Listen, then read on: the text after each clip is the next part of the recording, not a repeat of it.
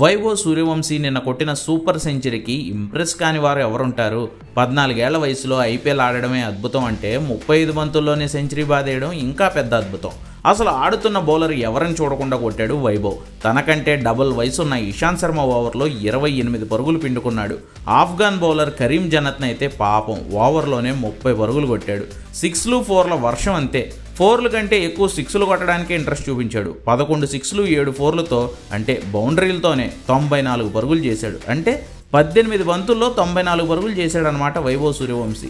ఆ ఏజ్ ఏంటి, ఈ విధ్వంసం ఏంటి, ఫుల్ ఫిదా అందరూ. సిక్సర్తో సూర్యవంశీ సెంచరీ కొట్టగానే గ్రౌండ్ మొత్తం మునివేళ్లపై లేచి నిలబడింది. నెలన్నరగా వీల్ చైర్లోనే ఉంటున్న రాహుల్ ద్రావిడ్ తన కాలు బాగోలేదనే విషయం మర్చిపోయి లేచి పెద్దగా అరుస్తూ చప్పట్లు కొడుతూ సెలబ్రేట్ చేశారు. సెంచరీ కొట్టగానే వైభవ్ అవుట్ అయినా అంతే, గ్రౌండ్ మొత్తం స్టాండింగ్ ఓవేషన్ ఇచ్చింది. జైస్వాల్ హగ్ చేసుకుంటే గుజరాత్ ప్లేయర్లంతా వచ్చి వైభవ్ సూర్యవంశీని అభినందించి వెళ్లారు. అసలు గుజరాత్ రాజస్థాన్ రాయల్స్ అనే తేడానే లేదు. అన్ని డగౌట్స్లో అందరూ లేచి నిలబడి అప్రిషియేట్ చేస్తూనే ఉన్నారు ఆ బుడ్డాన్ని. వైభవ్ సూర్యవంశీ సృష్టించిన వీర విధ్వంసం మరి అలాంటిది.